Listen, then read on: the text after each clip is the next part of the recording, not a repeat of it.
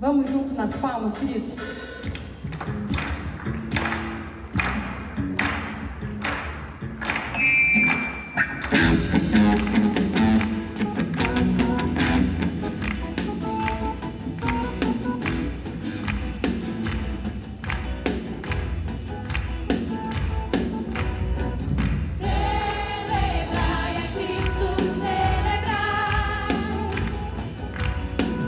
Celebrai a Cristo.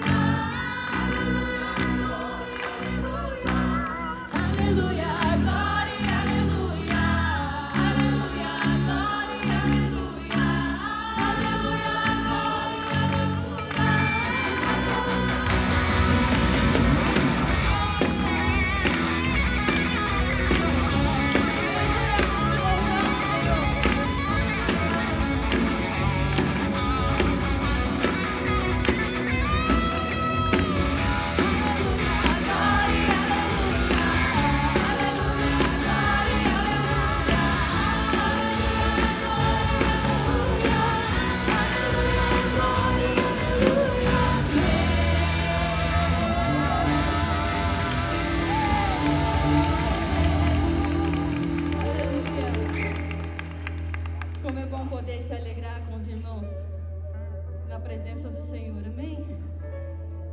Aleluia.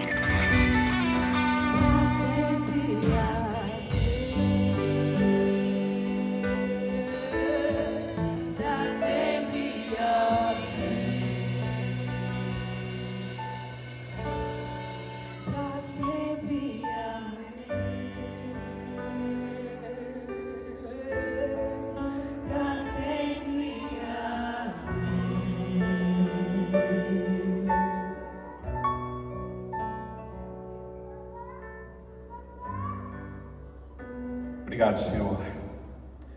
Obrigado porque a tua bondade é maravilhosa e nos alcançou de uma maneira sobrenatural. Por isso nós nos reunimos aqui como igreja para bendizer e adorar o teu nome, Pai. Nós te agradecemos e te louvamos, Jesus. Amém. Boa noite, igreja. Graça e paz, amados irmãos e irmãs. Sejam todos bem-vindos a este momento de celebração ao Senhor. Hoje nós ficaremos todos juntos aqui no templo. Então, papais, mamães, fiquem com seus filhos.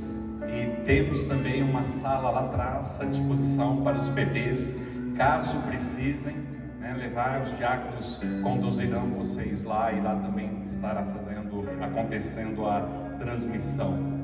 E nós queremos dedicar este tempo agora para expressarmos a nossa alegria e a nossa gratidão ao Senhor através dos nossos dízimos, das nossas ofertas. E eu quero ler uma passagem com vocês da Bíblia que está lá em 2 Coríntios capítulo 8. 2 Coríntios capítulo 8, que diz assim, nós vamos ler do 7, 8 e 9. Todavia, assim como tendes transbordado em tudo, em fé, em palavra, em conhecimento, em toda dedicação e no amor que temos despertado em vós, vede que igualmente transbordei neste privilégio de contribuir.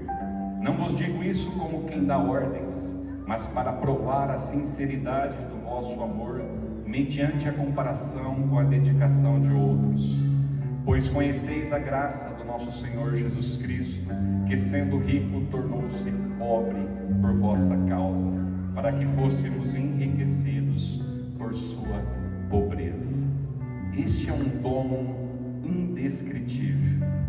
Sabe, amados, quando nós falamos sobre dinheiro, quando nós tratamos deste assunto, é algo que traz desconforto para muitos, ou para alguns. E a principal razão disso não é porque mexe com as nossas finanças, com a finança de cada um, mas é porque mexe com o coração de cada um. Mexe com os nossos corações, mexe com a nossa cobiça, mexe com a nossa avareza, mexe com o nosso achismo, achar que discordo disso ou discordo daquilo, enfim, mexe com o ídolo do nosso coração, com o ídolo do nosso coração. Paulo, depois de fundar a igreja de Corinto, na sua segunda viagem missionária, está lá em Atos 18, ele permanece ali durante 18 meses ensinando aqueles homens e mulheres. Depois ele vai para Éfeso, e da onde ele escreveu esta carta aos Coríntios. A igreja inicialmente respondeu positivamente, mas depois teve algumas distorções por causa dos judaizantes, por causa dos falsos mestres, os falsos ensinamentos, e eles lideraram uma rebelião contra Paulo. E aí eles interromperam temporariamente as suas contribuições. E Paulo teve que lidar com este assunto, com esta igreja. Depois o apóstolo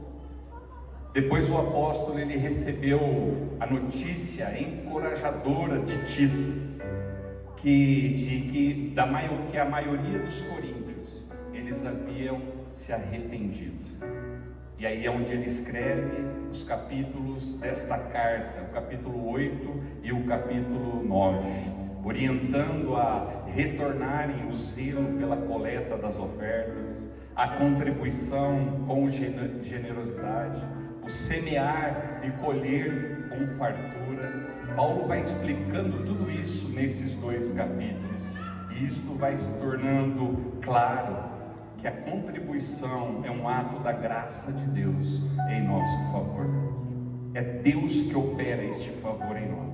A razão pela qual Deus ama quem dá por alegria, dá com alegria, é porque Ele é o verdadeiro doador, o doador do seu próprio Filho, entregue a todos nós. Então este é o parâmetro de toda a vida cristã. Quando sabemos que Deus deu o maior dom para nós, então não é mais sobre um percentual, não é mais sobre isso. É a referência da nossa contribuição, está em quem Cristo é em nós, em quem Cristo é para nós. Quando o coração ficar tentado, meu irmão, quando o coração ficar tentado às deformações do mundo e a deformação do nosso caráter, que nós possamos lembrar que Jesus é o nosso Senhor, Ele é o nosso Senhor, e que nós possamos lembrar que Ele é o dono de tudo em nós, e aí nós não precisaremos mais servir e ser escravo de dinheiro, como este sendo o nosso Senhor. Jesus nos libertou desta escravidão, para que nós possamos transbordar neste privilégio com uma entrega fiel e uma entrega totalmente voluntária.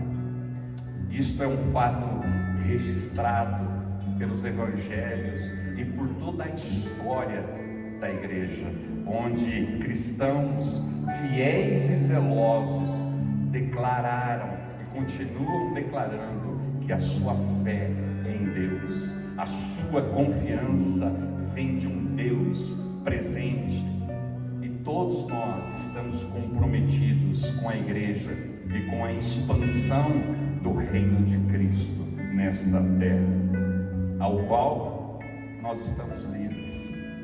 Nós ficamos totalmente livres, desimpedidos de achismos, da influência de lobos por aí, da influência de falsos ensinos que nós escutamos tanto por aí.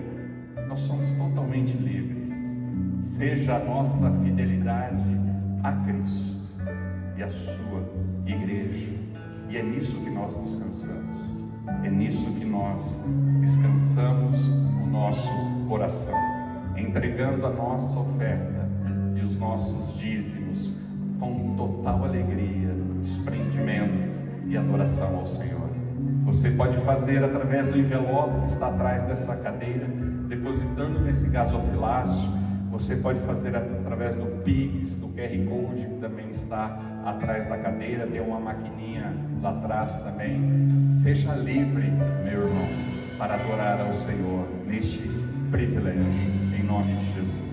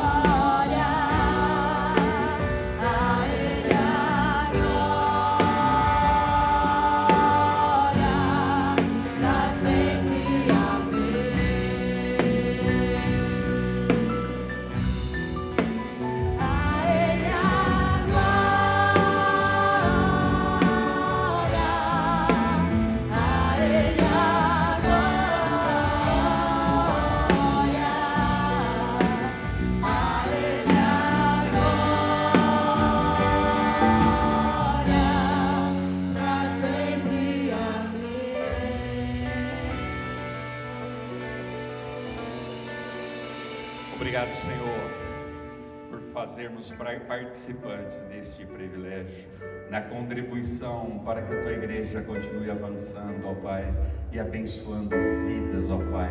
Através da Sua igreja, vidas têm sido alcançadas e transformadas pelo poder do Espírito Santo, pelo poder deste Evangelho que é vivo e verdadeiro.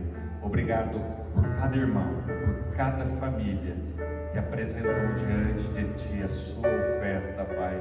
Não só uma oferta material, mas a oferta diária de um coração rendido em submissão a Cristo Jesus. Por isso a Ti nós celebramos esta noite a Sua vitória, a Sua ressurreição, que nos trouxe vida e paz eternamente. Amém. Amém. Podeis assentar, queridos. Nós vamos dar continuidade a esta celebração com o teatro cantado. Uma bênção.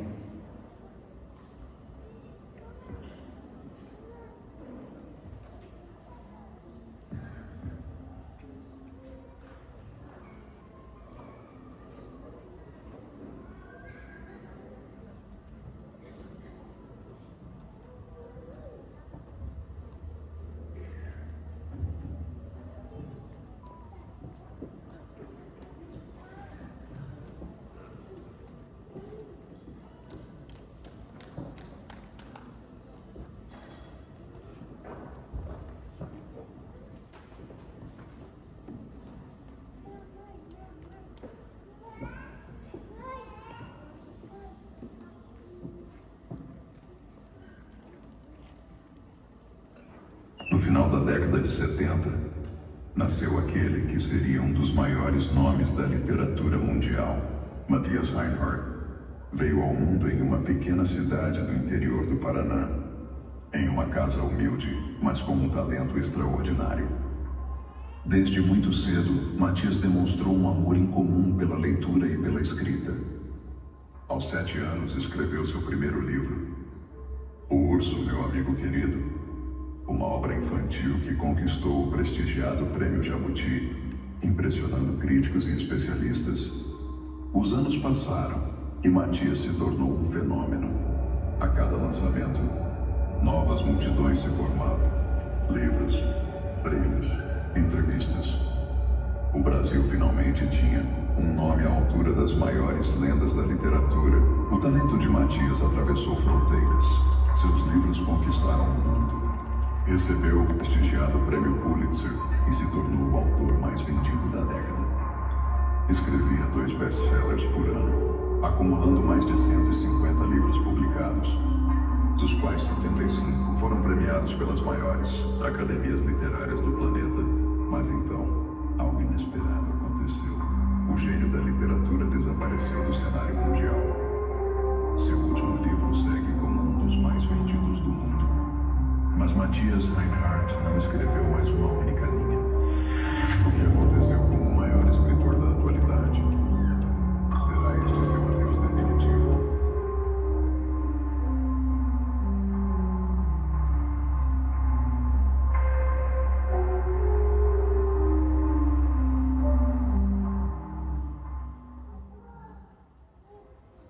Eu não acredito que começa mais um dia de tortura na minha vida.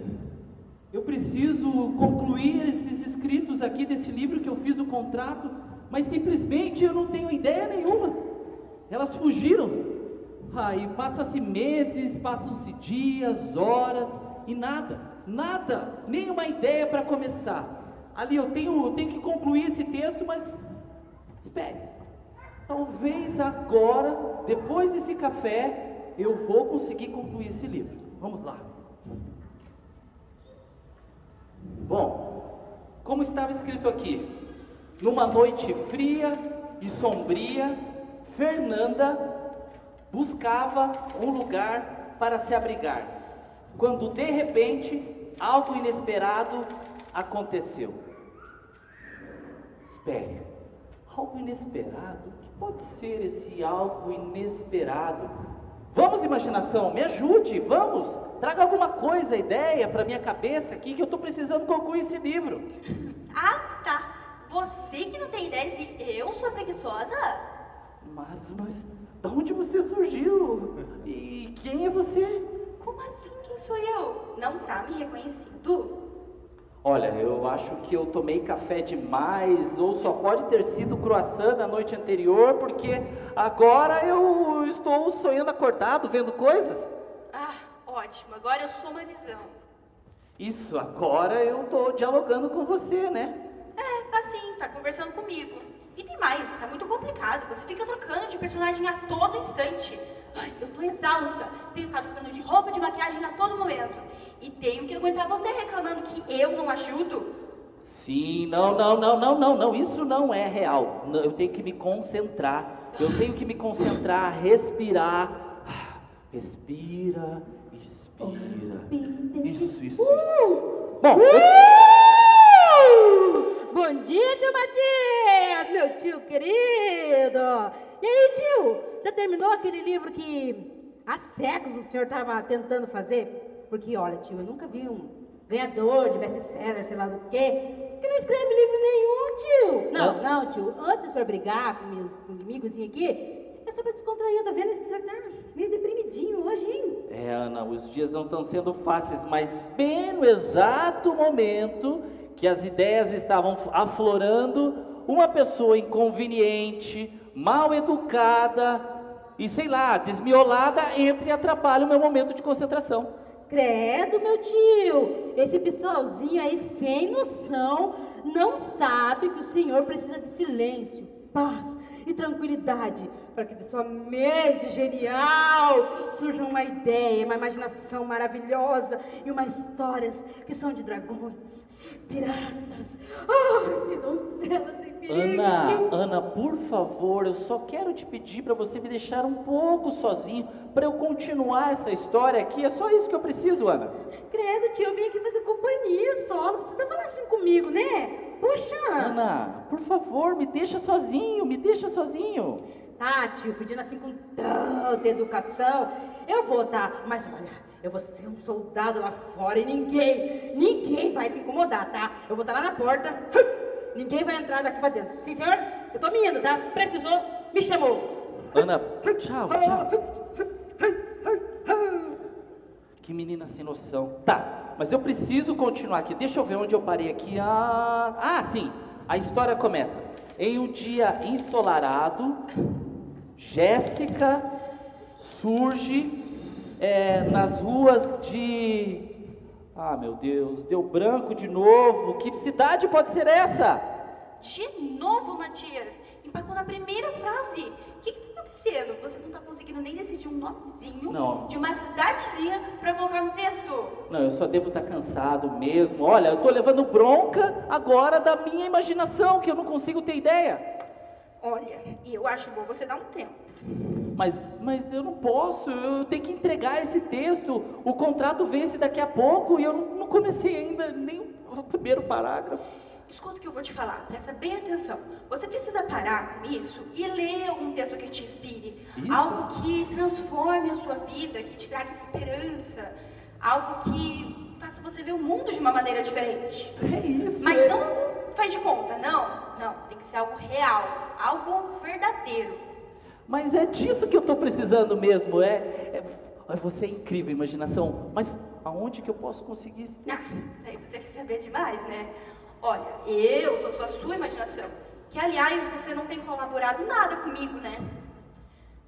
Bem, o papo tá bom, mas como você não vai conseguir sair nem desse primeiro parágrafo, eu tô saindo. Eu tenho compromisso com a minha amiga, a Ideia. Eu aproveito e vejo se talvez ela tenha algo que possa te ajudar. Enquanto isso, dá uma descansada. Não, imaginação, não vá. Não. Meu Deus, ela foi. Bem na hora que eu estava conseguindo ter as ideias, ela estava me ajudando, cooperando. Aonde que eu vou conseguir concluir esse meu texto? O contrato com a editora vence em breve e eu não consigo sair nem do primeiro parágrafo.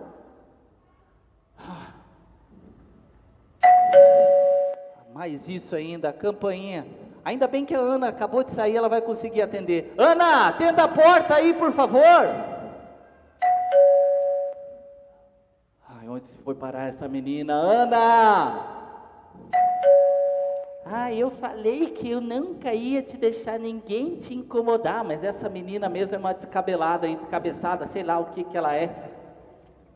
Pois não? Boa tarde, senhor. Meu nome é João Vitor, sou meu amigo Samuel. Boa tarde, muito obrigado, tchau! Ainda mais essas... Já sei, eu vou fechar a porta na cara desses meninos de novo, Vamos com educação. Olá, tudo bem? Boa tarde, senhor. Acho que o vento fechou a porta. Não foi o vento, sabe quem foi? Foi eu. Senhora, você não quer ver essa bela história? Que bela história é essa? Vocês iam me incomodar? Que bela história é essa, rapaz? Uma história que traz inspiração e esperança. Uma história que traz inspiração e esperança. Uma história que transforma vidas e nos ensina a ver o mundo de uma forma diferente. Que transforma vidas e faz ver o mundo de uma forma diferente. Uma história que aconteceu de verdade e não foi inventada. Uma história... Peraí, a minha imaginação tinha dito que era uma história verdadeira, que não aconteceu, que aconteceu de verdade, que não é mentira, é isso? Você tem algum problema? Repete tudo que eu digo. Não é, mas é dessa história que eu preciso. Passa pra cá, rapaz. Obrigado, tchau. Muito obrigado pela ajuda de vocês. Tchau. Agora sim. Deixa eu dar uma examinada nesse texto aqui, porque vai que de forma inesperada surgem as ideias. Eu vou dar uma conferida nesse texto aqui. O que ele quer dizer?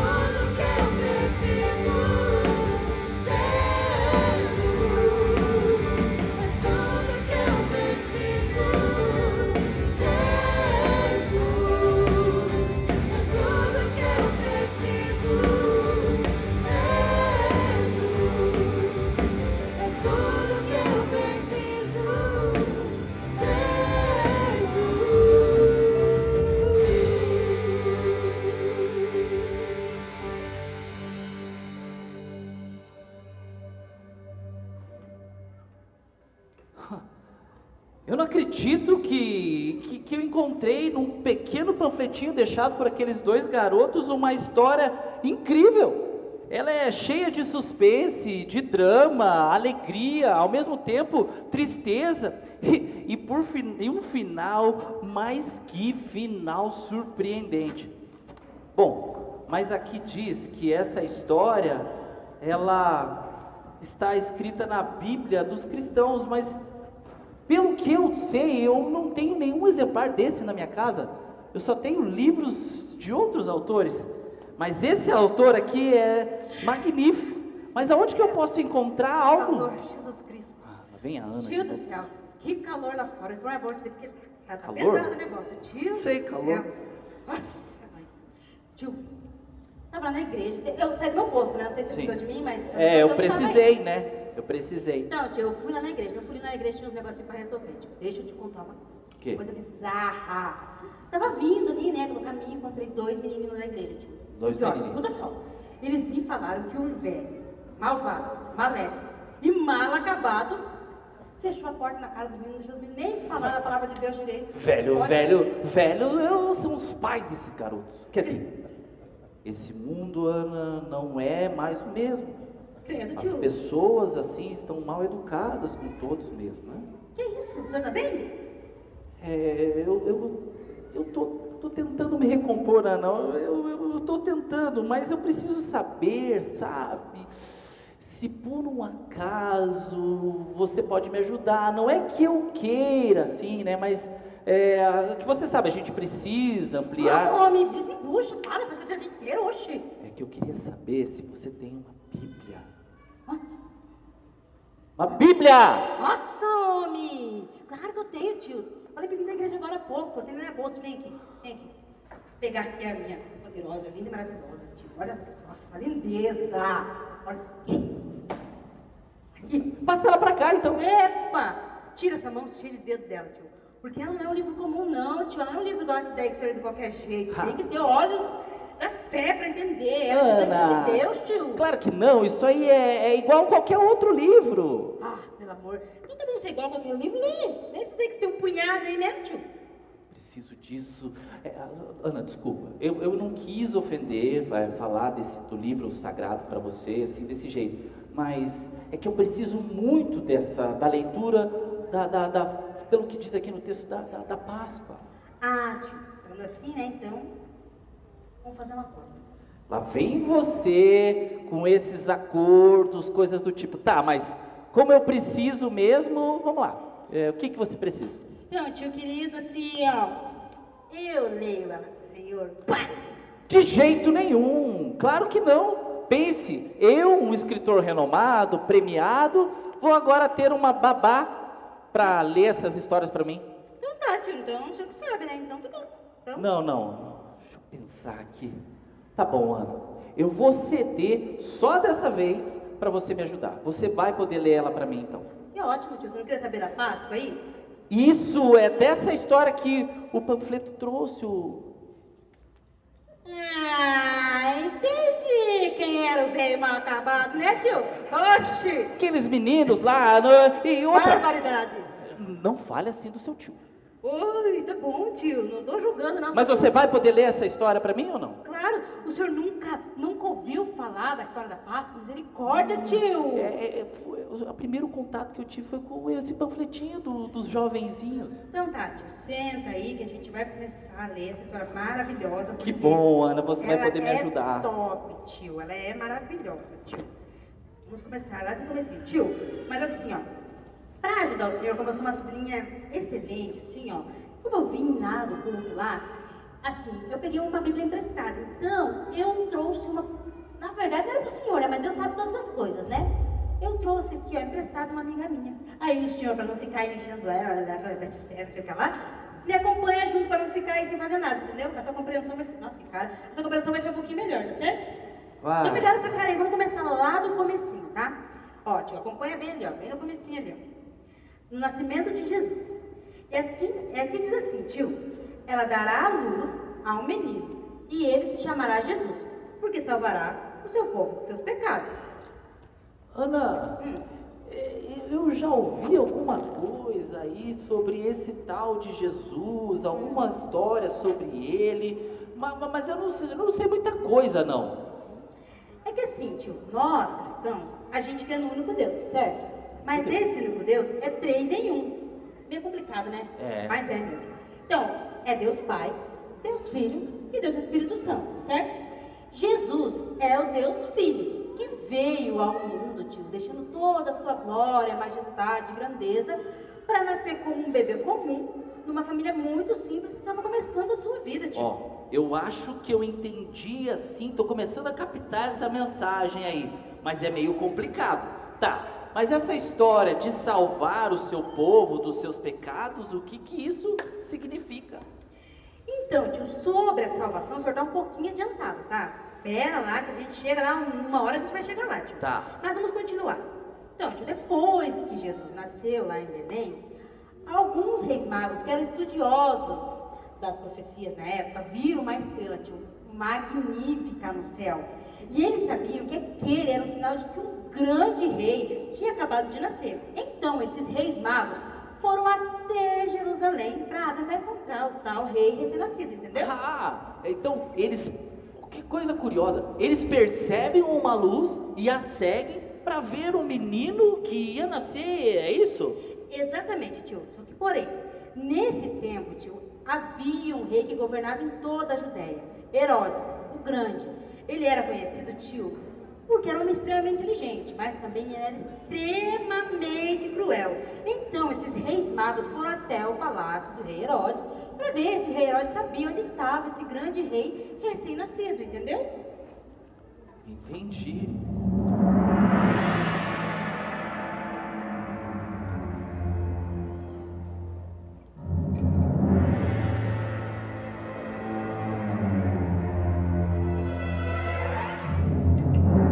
Que homens são esses que fazem aqui? Gastam meu tempo, eu sou o rei. Podem ter vindo trazer oferta a mim e por fim venha a mim com louvor adorar. Então, vieram a Jerusalém? Por favor, me ajudem também a entender por que em caravana vem para ver um grande rei de Israel. Uma estrela guiou o nosso caminhar. Ela vai nos revelar o rei dos judeus. Você sabe onde ele está? Você sabe nos dizer Para que o adoremos. Como assim rendam glória sem fim? Só a mim, a mim, a mim! Mas não. Se me disserem onde a criança está, poderei com esse novo bebê rei acabar. E então nenhuma única dúvida haverá que Herodes é rei. Então, eu estive com escribas a falar, sacerdotes Belém a identificar, refrata é o local em que irão encontrar o bebê que estão a procurar. Pois então deem ouvidos, sim, quando acharem, retornem a mim, para que eu também possa adorar.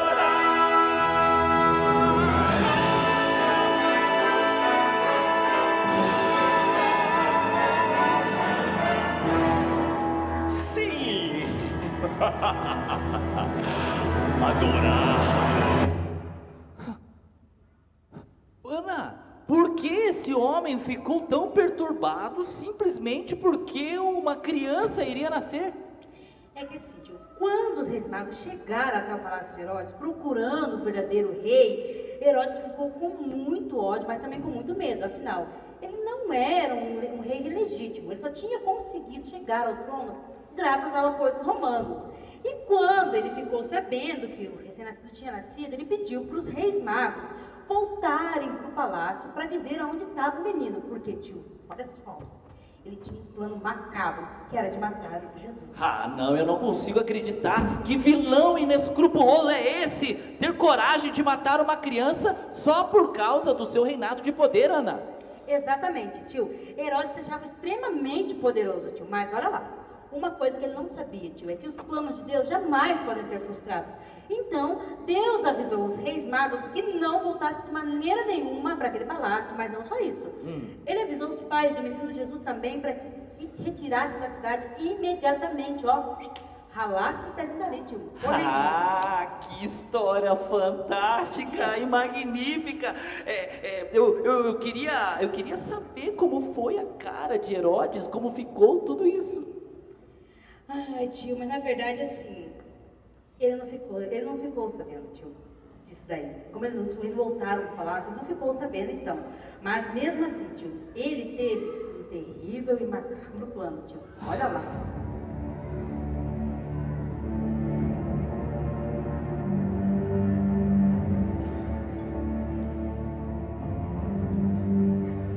Faz muito tempo que aqueles infelizes estiveram aqui. Esses magos me traíram.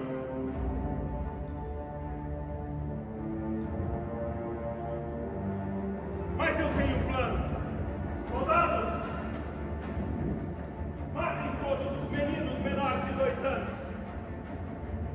Esse garoto não sobreviverá para tomar o meu trono.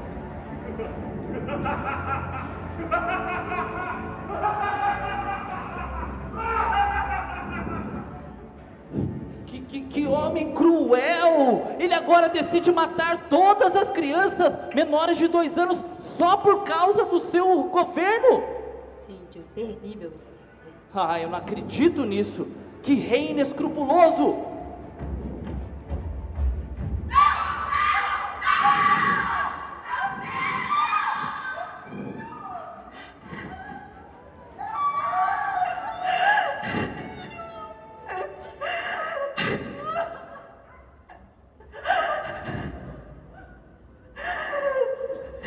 Meu bebê! Mataram meu bebê! Deus! Oh, Deus, me dê forças!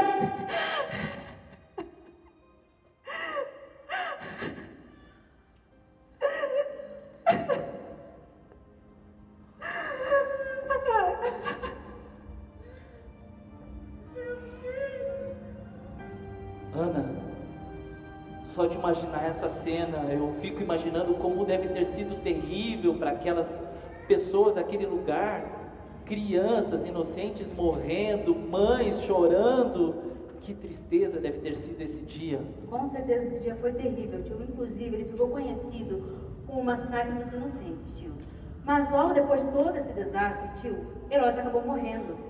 E seu reino foi dividido entre seus filhos. E no final das contas, ele nunca, tio, ficou sabendo que o seu plano de matar Jesus falhou, não deu certo. Pois é, Ana, disso que você está falando, eu fico imaginando de fato.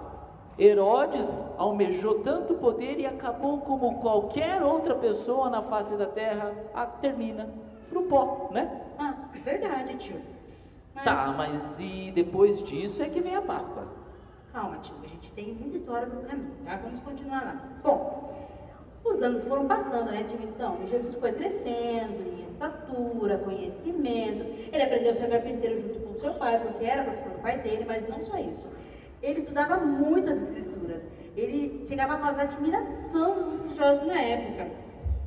Então, Jesus já desde pequeno era uma criança diferente, é isso? É, tio.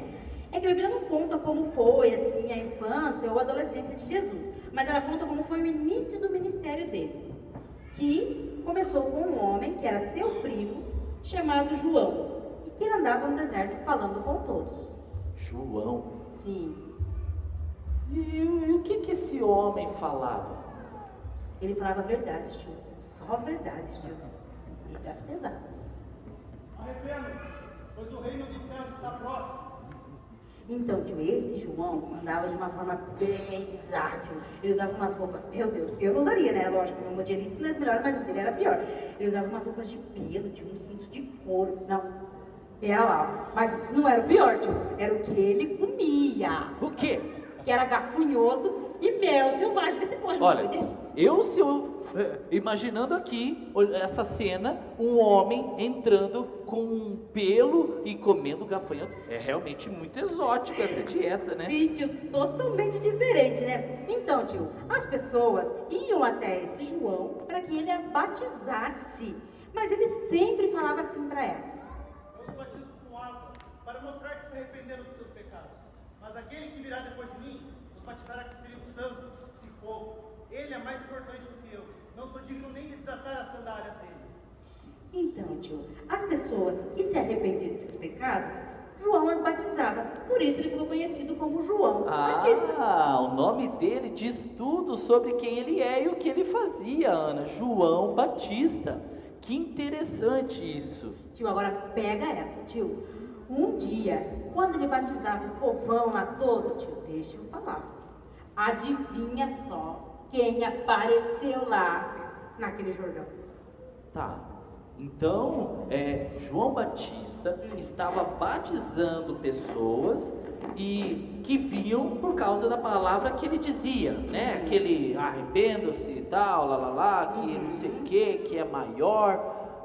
Mas ele continuava batizando as pessoas ali e era muito curioso, porque por que depois, quem que você falou que apareceu alguém junto com ele depois? E quem foi essa pessoa que apareceu? Então, tio, não... Pode ter sido Herodes. Ah, meu Deus do céu, mas eu não tô nem prestando atenção no que eu tô falando. Tio, não foi qualquer pessoa, tio, não foi qualquer um que apareceu naquele lugar. Ai, já até fiquei emocionada aqui, tio. Foi o próprio Jesus Cristo que apareceu naquele Rio Jordão e foi direto falar com João Batista. Tio, o senhor consegue visualizar essa cena? João ali, no lago, batizando aquele povo, no rio, na verdade, não era nem um lago, na hora só eu inventando coisa. No rio, tio, tentando batizar aquele povo todo, de repente o Cristo aparece, indo direto falar com ele. O senhor consegue visualizar isso? É diferente, muito diferente.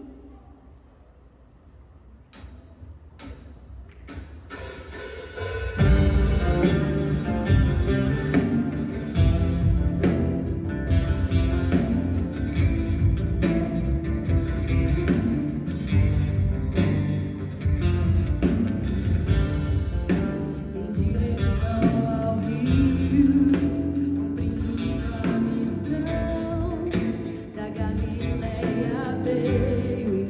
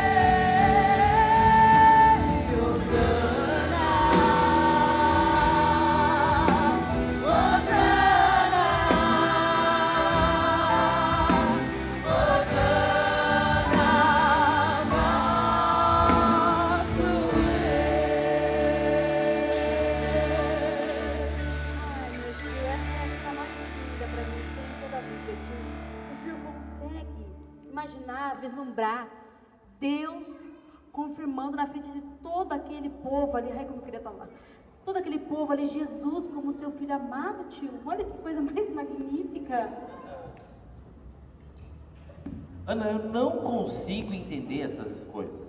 Porque eu não entendi nada desse significado, tudo o que aconteceu. Que significado? Disso o quê, tio? Desse batismo. Por que que Jesus precisou ser batizado? Entendi agora, tio. É que assim, ó, Jesus, ele veio com uma missão muito importante aqui na Terra, sabe? Missão. Então, assim, ele tinha que mostrar para nós e obedecer a Deus completamente, sabe? Em todas as coisas. E o batismo fazia parte de tudo isso, tio, entendeu? Ah, eu tô entendendo essas histórias agora, Ana.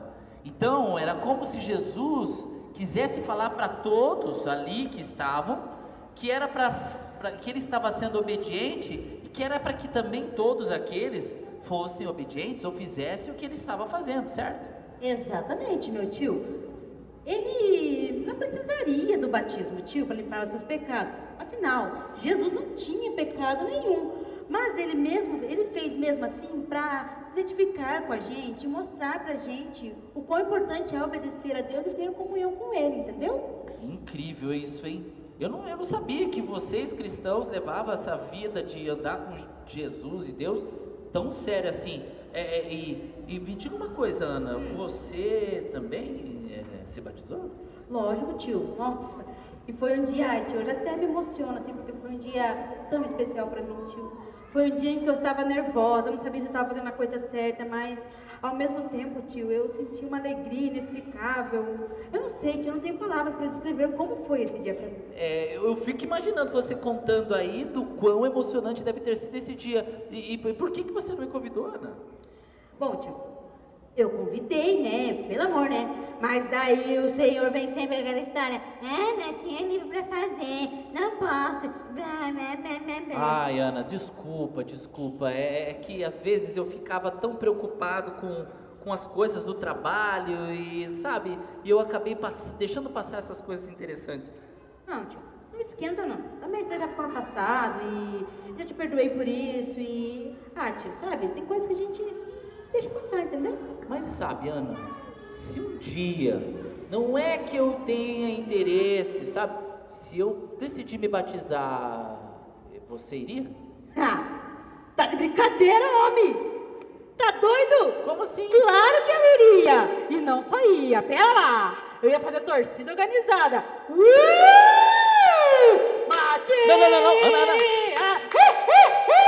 Ana, menos. Ô tio, olha que empolgação, não é que ser sério, homem. Imagina a alegria que eu tô sentindo. Ó, ai, meu Deus. Pensando bem, eu acho que eu não te convidaria, não. Ai, tio Creto, como o senhor é chato. Tá bom, vamos deixar essa empolgação toda, porque eu vou ter aqui a camiseta, tá? Vamos deixar essa empolgação toda pro dia, tá, tio? Pro dia. Vai acontecer no coração. Mas, tio, vamos voltar aqui pra o que realmente importa, né? Vamos lá. Continuar? A gente tava ali, tá, você agora. Então, tio, logo depois que Jesus se batizou, olha só, tio, a mudança de cenário, presta atenção. Ele saiu do batismo logo depois, tio, ele foi levado ao deserto pelo Espírito. E lá, ele ficou 40 dias e 40 noites. E isso não foi tudo. Esses 40 dias foi em jejum, sem comer nadica de nada. Interessante, ó. Esse homem sai do Rio Jordão, onde ele tinha lá os amigos, o João Batista e tá. De repente, ele vai pro deserto e fica tanto tempo assim, sem comer. Então, tio, por que ele ficou tanto tempo assim? Porque o jejum é feito para sacrificar a nossa carne, certo? E pra gente se aproximar de Deus. Por isso que ele ficou todo esse período aí sem comer, entendeu? Ó, muito interessante isso, Ana. Muito interessante mesmo. Então, tio, e o jejum não é só para isso também. Ele serve para muitas coisas, tio. Ele serve quando a gente está triste, alegre, quando a gente está procurando, né, uma direção, quando estamos precisando de uma ideia para um livro novo. Então, assim, a gente faz o jejum para que a gente sacrifique a nossa carne, consiga ouvir as direções e ver com mais clareza o que Deus tem pra gente, entendeu? Olha, Ana, essa história de vocês levarem tão a sério esse negócio de seguir a Jesus aí é demais pra mim. Mas, você também fica 40 dias sem comer? Pelo amor, claro que não. Imagina que eu sumi. Olha o tamanho, homem. Não, tio. Geralmente a gente fica um dia ou vários também, tá? Mas, tio, pega a dica, e a mulherada principalmente, né? O jejum nunca é feito com propósito de emagrecimento, tá? Então, é só pra sacrificar carne mesmo. Entendi, Ana, entendi. Mas, ó, Jesus ficou sem comer durante 40 dias, é isso? Sim, tio. Por que ele ficou todo esse período? Porque ele sabia, tio, que seu ministério seria duramente atacado, principalmente na parte espiritual. Entendeu? Então, depois daquele Herodes, viria outro Herodes?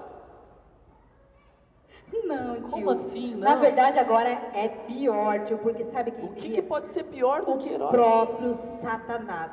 Porque ele sabia que Jesus tinha vindo à Terra com um propósito para a humanidade toda, sabe? Então, ele queria fazer qualquer coisa para tentar impedir que esse propósito fosse concluído, entendeu? Mas o que tem a ver com isso? Por que toda hora aparece alguém diferente tentando interromper Jesus? É que assim, tio, Jesus ele veio para o mundo, na verdade, para nos salvar do inferno, entendeu? Deu para tu aprender daí? Sim. Então, e o diabo ele sabe disso, e ele odeia isso, tio, ele detesta isso. Então, ele estava disposto a fazer qualquer coisa para impedir que isso daí se concluísse, esse propósito de Cristo fosse concluído, entendeu? Mas por que ele nos odeia tanto assim, odeia tanto? É que assim, tio, Satanás, na verdade, ele era um anjo caído dos céus. Ele foi expulso porque ele ficou com inveja e o orgulho no coração dele, né? Então Deus só expulsou ele do céu.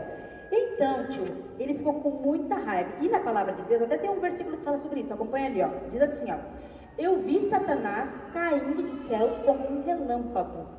Olha só isso, tio.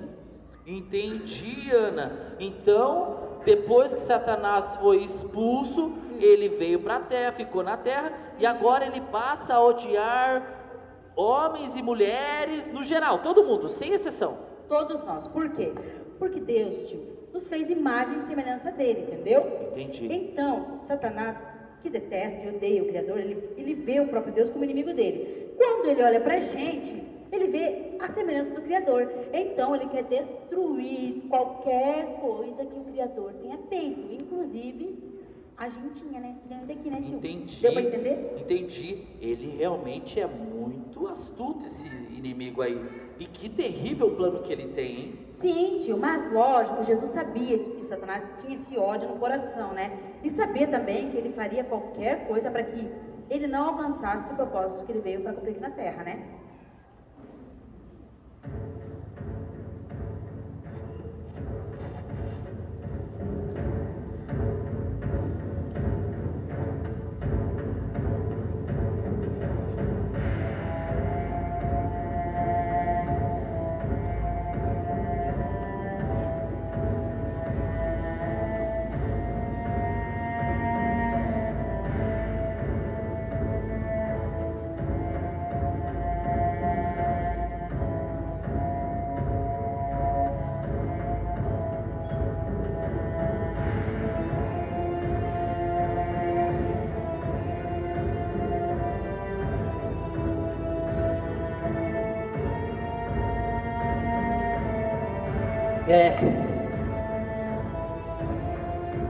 Se você é o Filho de Deus, então mande transformar estas pedras em pães. Tem fome, não é? Então mostre o seu poder. Está escrito: nem só de pão viverá o homem, e sim da palavra que procede da boca de Deus. Tio, o diabo é extremamente astuto. Ele sabe onde atacar.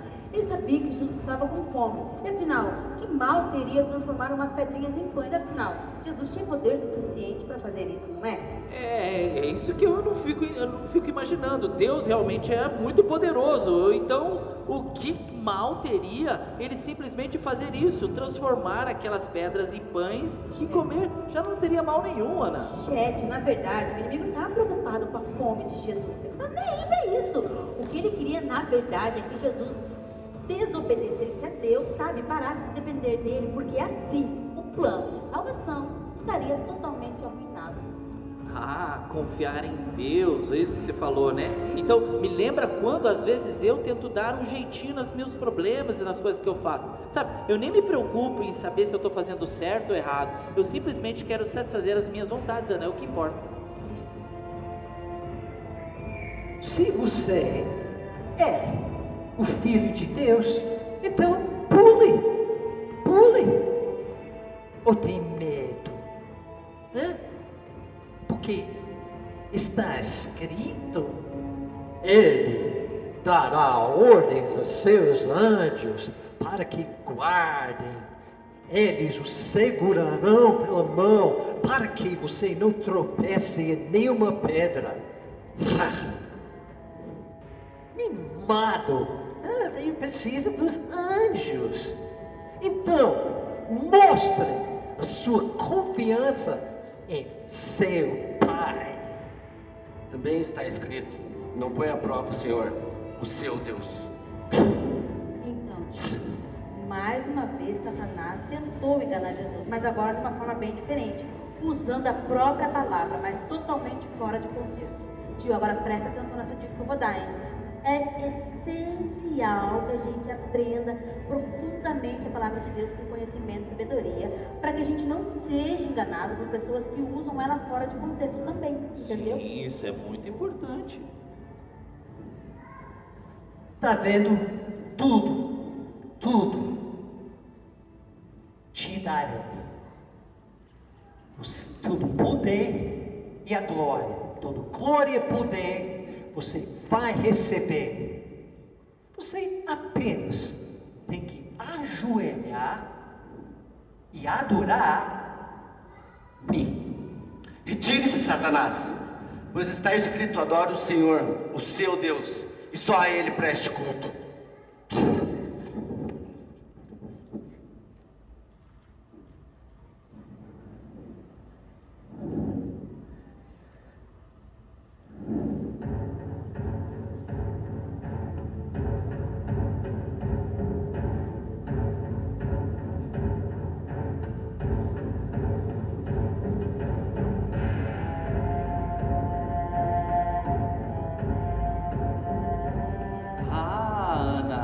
Eu entendi.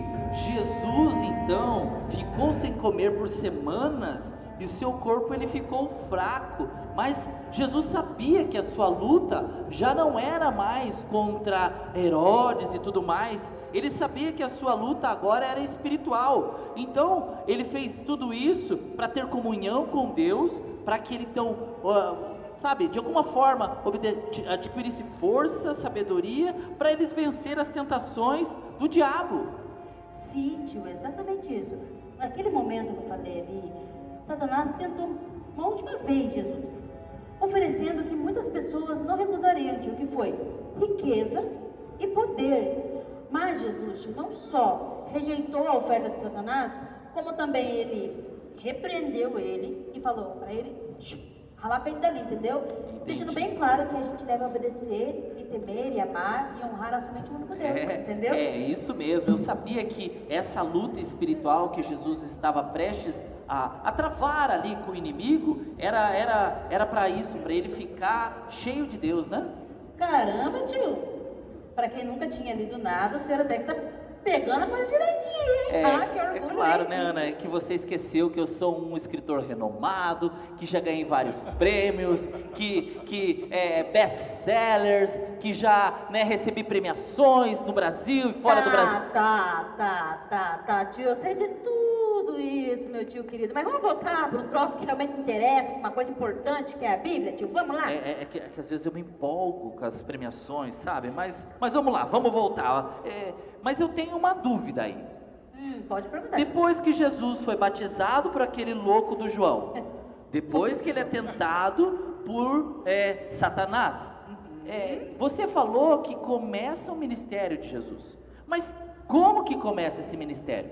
Ele forma um exército? Ele faz união com outros reis?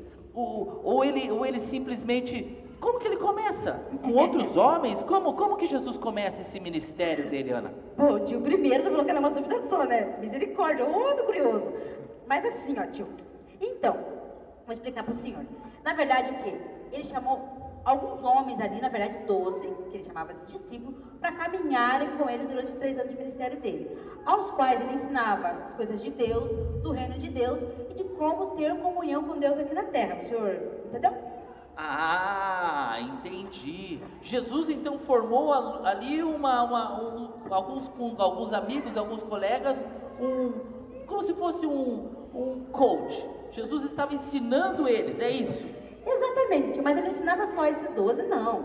Ele ensinava outras pessoas também. A Bíblia relata, tio, que uma multidão, tio, se juntava em torno de Jesus para ouvir os ensinamentos dele, tio, que eram sobre Deus, o reino de Deus, como ter comunhão aqui com ele, e muitas coisas, tio, muitas coisas. Ah, Ana, você falando então a respeito de Jesus e desse ministério, eu fico imaginando como deve ter sido isso, e essas histórias eu também quero ouvir. Então, tio, aqui a Bíblia, tio, é cheia de histórias e ensinos pra gente, sabe?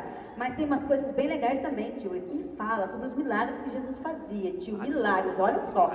Ele curava enfermos, ele dava visão a gente cega, ele fazia gente que não dá a andar, e o mais assim, ó, ele ressuscitava mortos, tio, pensa, tem tanta coisa Não. que não caberia aqui nas páginas da Bíblia pra colocar tudo que ele fez, tio. Ó, você falando, até parece que eu estou imaginando Jesus fazendo isso no meio da multidão. Imagine só, fazer cegos ver, pessoas andar, sabe? E principalmente, Ana, ressuscitar mortos. Eu fico imaginando Jesus fazendo isso no meio dessas pessoas.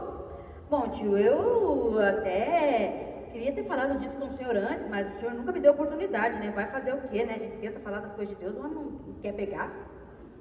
E agora o senhor tem interesse, né?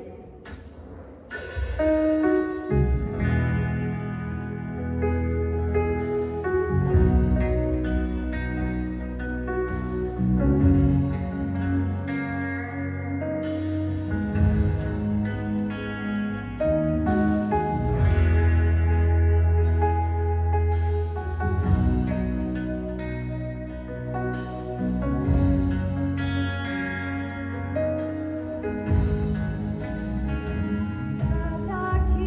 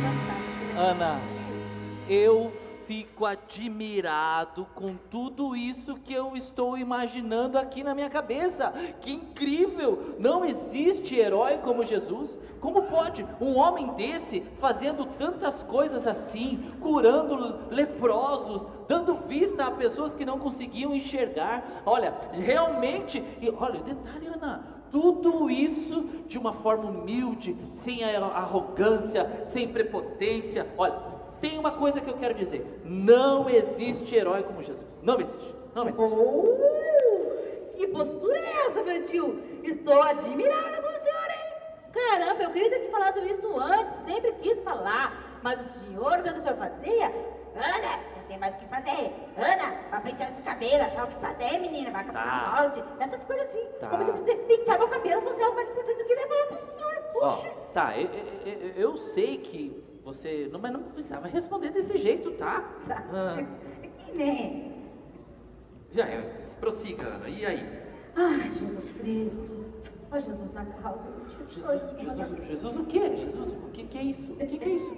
Não, tio, só Jesus, tão lindo, maravilhoso, belo, formoso, majestoso, pra me dar paciência, tio. Mas olha, vamos continuar aqui, tio. Vamos ler a Bíblia, porque eu tô perdendo muito meu foco com o senhor, hein? Fala lá. Então, tio, como eu tava falando com o senhor, do Herodes e tudo mais lá, sempre tinha alguém que tentava achar algo errado em Jesus para prender Jesus, ou até mesmo, tio.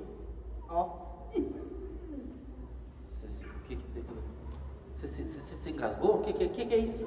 Ah, gente, sério? Pelo amor, tio, matar ele, homem! Ah, não, matar Jesus. Eu pensei que você estava engasgada ou estava se emanando aí de calor. Toda hora aparece alguém?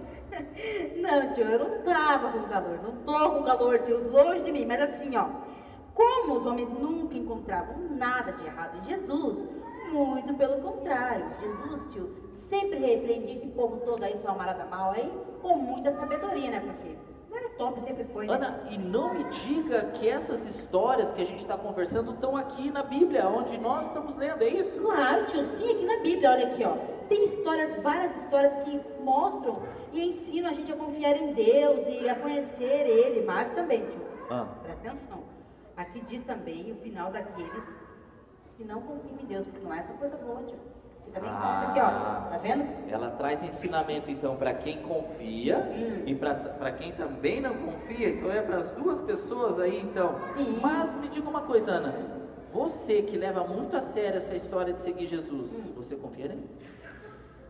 Então, tio, no começo, como é que eu posso te dizer? Eu não confiava não, sabe? Eu confiava em mim, na minha rotina, em quem eu era. Mas aos poucos, tio, eu fui conhecendo esse Deus tão maravilhoso, tio, tão maravilhoso, tão perfeito. Eu fui me aproximando dele, eu fui confiando dia após dia e tô nesse processo ainda, sabe? Entendi. Então você quer dizer que agora, por você confiar em Deus, em Jesus, você não erra mais? Ai.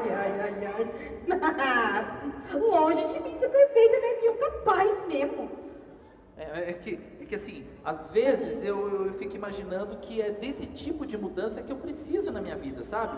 Às vezes eu percebo que estou perdendo algo de tão importante, de tão valioso, e não tem nada a ver com dinheiro, fama, ou escrever livros, ou coisa do tipo, sabe? Deve ser alguma outra coisa. O senhor sente que tem um vazio aí no seu coração, não é? É isso mesmo, Ana, é disso que eu estou falando, é dessas coisas que eu preciso, mas como que você sabe? Então, tio, esse vazio aí eu também já senti um dia. E esse vazio aqui, nada vai preencher. Somente o próprio Deus. Entendi, Ana, entendi. E pelo que você está explicando, isso aí tem a ver com, acho que a salvação, certo? Ah, meu Deus, lá vem ele quer ser o próprio final, meu Deus. Então, tio, eu vou continuar, tá? A gente estava falando aí de coisas importantes. Como eu falei, sempre tinha uns homens que queriam o quê? Matar Jesus. Queria ele morto, não tá certo? Sim, queriam matar Jesus. Então, eles nunca encontravam nada de errado em Jesus, né? Ah, eu entendi. Você está falando assim, então, que eles queriam encontrar algo errado, mas como você disse, né? Os planos de Deus não podem ser frustrados. Viu como eu decorei, Ana? Caramba, tio, não vou te elogiar muito, mas o teu raciocínio é rápido, hein? Muito bom, hein, tio? Muito bom. Quem as pessoas dizem que sou? Alguns dizem que é João Batista. Outros dizem que é Elias. Ou Jeremias ou um dos profetas. E vocês, quem dizem que sou? Tu és o Cristo, o Filho do Deus vivo. Simão, filho de Jonas, pois não foi dado a ti por carne ou sangue, mas pelo meu Pai, que estás nos céus. É necessário que eu vá a Jerusalém, sofra nas mãos dos líderes religiosos e morra, mas ao terceiro dia ressuscitarei. Isso nunca te acontecerá, Senhor. Afaste-te de mim, Satanás, pois você é uma pedra de tropeço para mim, que não pensa nas coisas de Deus, e sim nas coisas dos homens. Se alguém quiser me seguir, negue-se a si mesmo, tome a sua cruz e siga-me, pois quem quiser salvar a sua vida, siga a mim e a encontrará.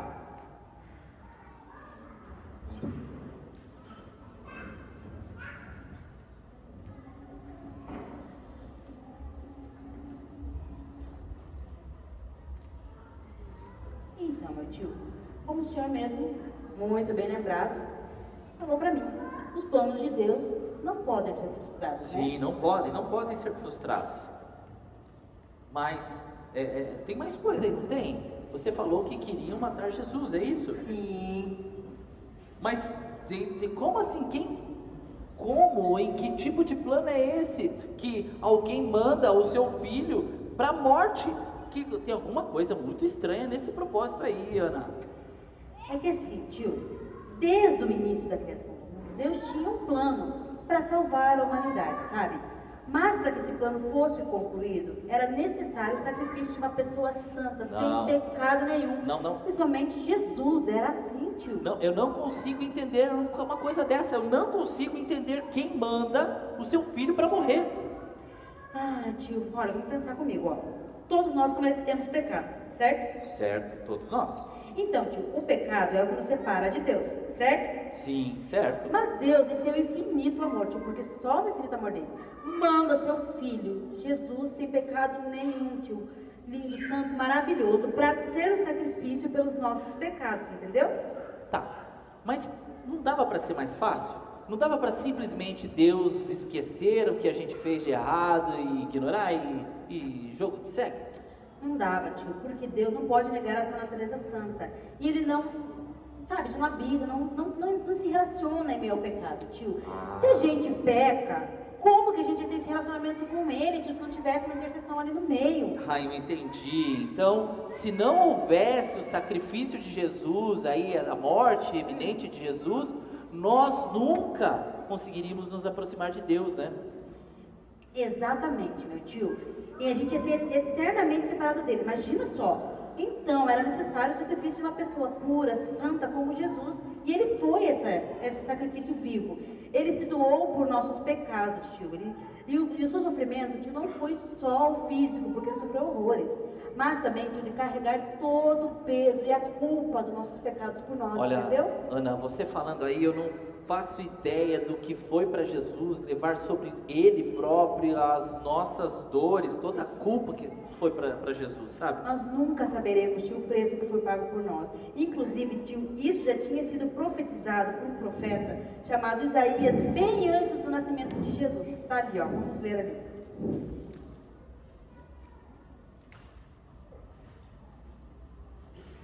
Ele não tinha qualquer beleza ou formosura que nos atraísse.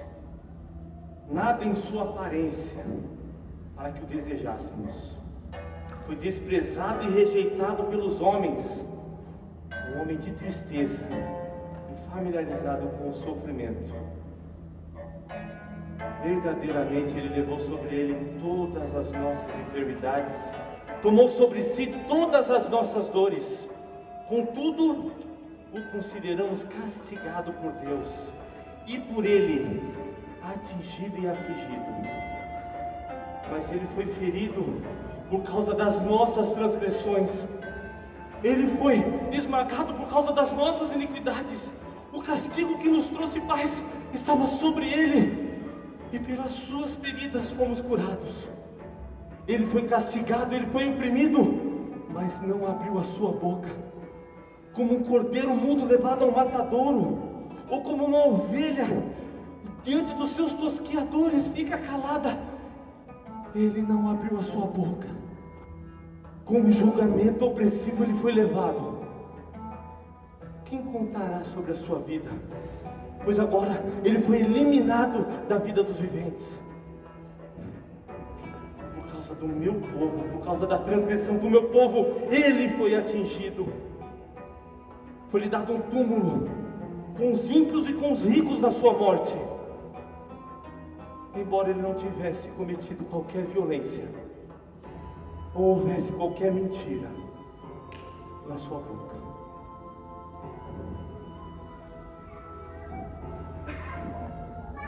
Ana, peraí. Jesus, então, que andava no meio do povo, junto com as pessoas, ele sofreu uma morte terrível por causa de todos nós. É isso então que você está querendo dizer? Exatamente, meu tio. Jesus, ele foi morto, ele foi torturado, ele foi crucificado, tio. Ele foi humilhado e foi rejeitado pelo seu próprio povo, tio. Em favor de quem? De nós. De nós. Então é isso que vocês dizem, cristãos aqui, que é o sacrifício para a salvação, né? Jesus sendo Deus, então ele morreu para salvar homens iguais eu, que leva uma vida egoísta, que leva uma vida que só quer tirar vantagens. Jesus morreu por mim por causa disso. Isso mesmo, tio. Ele aceitou ser esse sacrifício vivo em favor de nós. E o que a gente tem que fazer, tio, é aceitá-lo como nosso único e suficiente Salvador. Aceitá-lo como Salvador? Como assim, Ana? Ai, tio, é que tem mais uma parte dessa história. Ai, tem mais história ainda. Tá, tudo bem, tá empolgante assim, mas vamos lá, o que que tem? O que que vem depois disso? Então, tio, depois disso tudo vem a crucificação, que é na sexta-feira. Daí é a história da Páscoa, né? Ai, tio do céu. Não, pera lá, a Páscoa faz parte disso. Mas a gente comemora a Páscoa no domingo. Certo. Mas a crucificação foi na sexta. Entendeu? Na sexta, entendi. Então o senhor está indo rápido demais, entendeu? Vamos devagar nas coisas aí. Então, o que aconteceu depois disso, então? O que vem depois disso? Então, tio, depois que Jesus ele é crucificado ali, ele ressuscita no terceiro dia e ele vai aos céus, ele sobe aos céus, entende? Certo. Então, que alegria deve ter sido esse dia. Imagine, Jesus ressuscitado no meio das pessoas, dos seus familiares e amigos, toda aquela multidão que andava com Jesus e o acompanhava, puderam então ver que ele estava vivo. Sim, tio, o senhor consegue imaginar as pessoas ao mesmo tempo com medo, chorando porque ele tinha morrido, né? Daquele jeito terrível. De repente ele aparece ali. Pá! Imagine! Lindo, tio, lindo! Eu fico imaginando, e que incrível! Mas o que acontece depois, Ana? Então, tio, depois que ele ressuscitou, como eu te falei pro senhor, ele fica no meio ali do povo ali mais um tempo, sabe? Mas ele sobe aos céus novamente, como eu falei. E hoje, tio, a gente espera por sua volta, tio, porque ele vai voltar, meu tio, se vai. Peraí, tem um problema aí, Ana. Se ele foi pro céu, mas ele vai voltar, vão querer prender Jesus de novo. Meu Deus, mas não presta atenção no que a gente tá lendo, parece. Não, tio, claro que não. Ele foi, tio, foi feito tudo isso, mas agora ele vai voltar, tio. Lindo, maravilhoso, majestoso, poderoso, tio. Todo o olho vai ver, tio. E os anjos vão pegar os escolhidos, vão recolher, na verdade, né, os escolhidos de todos os cantos da terra, tio. Pera lá! E adivinha quem vai estar lá, tia, nesse dia? Cantando, pulando e dando glória a Deus. Claro que eu sei, claro que eu sei, eu tenho certeza. Isso. Agora que é isso? É isso mesmo que eu acabei de ouvir, tio? Sério? É sério, Ana, sabe? Por toda a minha vida eu fiquei correndo atrás de dinheiro, fama, livros, condecorações, premiações e sabe, isso tudo me tomou muito tempo e me tomou muita coisa. E sabe, e nunca, todas essas premiações, todos esses livros, eles não preencheram o vazio que estava aqui e nunca me trouxeram satisfação. Mas hoje, depois de todas essas histórias que você leu para mim, eu sei que encontrei algo valioso de verdade, Ana, e tenho certeza disso. Nossa, tio, eu fiquei sem palavras agora, e olha que é difícil ficar sem palavras, mas Fiquei realmente emocionada, fiquei muito feliz, tio. Sabe, Ana, eu sinto que agora o meu coração ele tá ardendo por algo que eu não sei dizer. Sabe, aquele peso, aquele vazio que trouxeram, me incomodaram por vários e vários dias, até escrever esse livro, eles simplesmente desapareceram. Eu sinto agora uma presença maravilhosa, acho que é de Deus, e eu não sei como explicar, o meu ser agora é tomado por uma alegria indizível, Ana. Que lindo, tio, o senhor entendeu o verdadeiro significado da Páscoa, tio. Mas, tio, pera lá, eu tenho uma pergunta essencial para te fazer agora. Sim, vamos lá. O senhor aceita Jesus como Senhor e Salvador da sua vida, tio? Claro que sim, claro que eu aceito, Ana. Jesus, ele é o meu Salvador, como ele é o seu também, como é de muitas outras pessoas. E você não vai acreditar, depois de tudo isso que você leu para mim, as ideias começaram a aflorar. Eu sinto que agora eu estou empolgado para voltar a escrever esse livro, e eu tenho a certeza de que vai ser uma história que vai ser diferente. Mas Ana, eu quero que amanhã você continue lendo as histórias da Bíblia para mim, e mais dessas histórias do que tem na Bíblia e a respeito de Jesus e de tudo aquilo que ele fez. Com certeza, tio, agora o senhor quer minha companhia, né? Mas amanhã eu termino de ler pro senhor umas coisas das parábolas e tudo mais. Mas, tio, eu até perdi a hora, tio, eu tinha que estar lá fazendo meus ensaios, o senhor me atrasou um pouquinho, mas valeu a pena, tio, porque eu tô muito feliz. Amanhã a gente continua, tá? O senhor continua meditando, lendo e aprendendo, que amanhã a gente discute, tá, tio? Tá bom, Ana, Deus obrigado. abençoe, tio, tchau, até amanhã. Tô indo. Olha, a minha imaginação aqui agora voltou. Só de imaginar as ideias, vendo Jesus fazendo essas coisas maravilhosas no meio do povo, eu tenho certeza de que agora eu consigo concluir esse livro. E eu já tenho até uma ideia para como começar. E nessa história pode começar assim: eu o vi sentado no trono.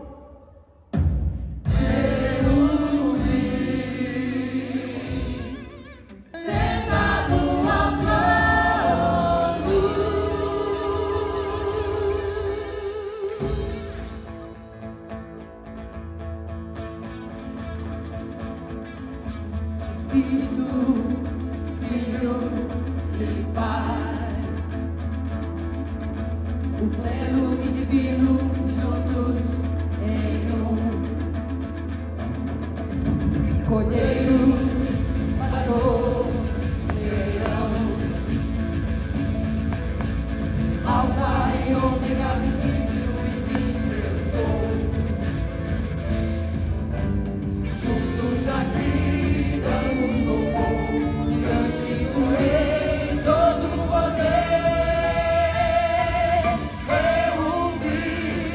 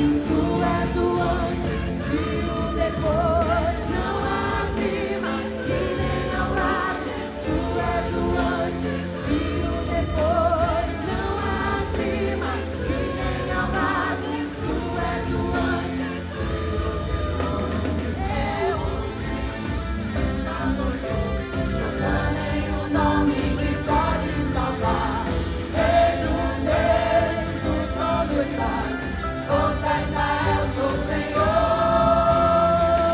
Eu ouvi, sentado no trono, proclamei o nome que pode salvar. Rei dos reis, no trono estás. Força Israel, sou o Senhor.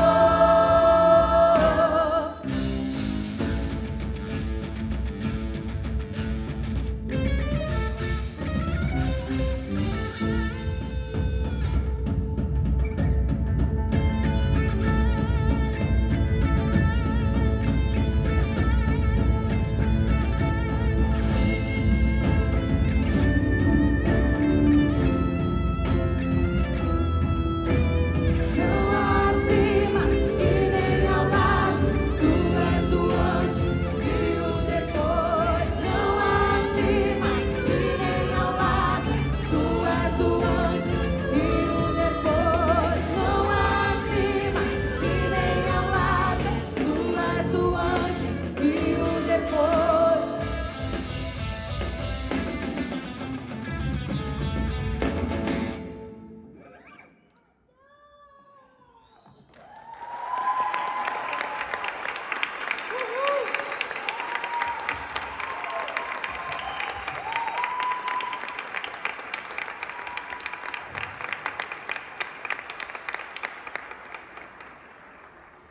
Pessoal, primeiro, graça e paz, igreja. A gente quer agradecer a todos que vieram, todos que estiveram presentes aqui para prestigiar essa peça. E nós aqui tentamos retratar um pouco da história de Cristo, daquilo que Ele faz nas nossas vidas, da história igual a do Matias, aquele escritor rabugento que estava preocupado só com os seus afazeres, egoísta, pensando só nos seus problemas, pensando só nas suas dificuldades.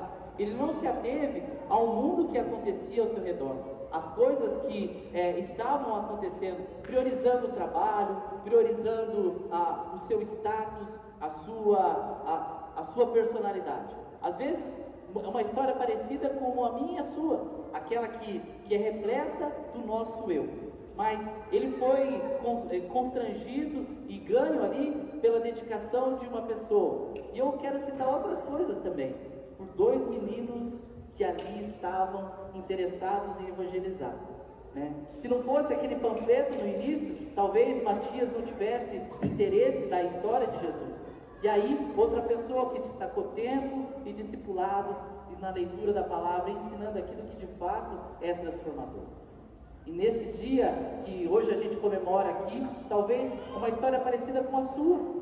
Talvez você e eu chegamos aqui com o nosso coração cheio das coisas do dia a dia, cheio do nosso trabalho, cheio das nossas mazelas, mas hoje o Senhor quer tirar todo esse fardo, esse peso do meio do seu coração.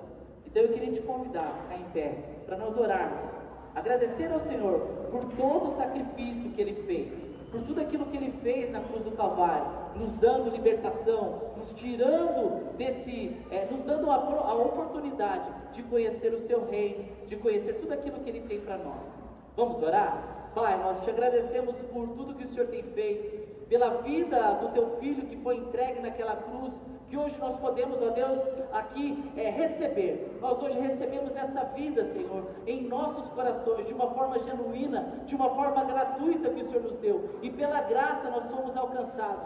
Obrigado, Jesus, por tudo que o Senhor fez naquela cruz, por nos trazer salvação, por entregar a sua vida e trocá-la com a nossa, Pai. Obrigado porque hoje o Senhor nos dá a oportunidade de vivermos uma vida transformadora, Pai, uma vida cheia da Tua presença, radiante, alegre, ó Pai, que só o Senhor Jesus pode nos dar. Te agradecemos por essa noite, te agradecemos pelos dias que virão, Pai, por tudo aquilo que o Senhor já tem preparado para as nossas vidas. Nós te louvamos e te celebramos, porque Tu és o Rei dos Reis, Senhor dos Senhores, Senhor das nossas vidas, o nosso Deus, Pai, e nós te louvamos no nome de Jesus. Amém, amém, irmãos.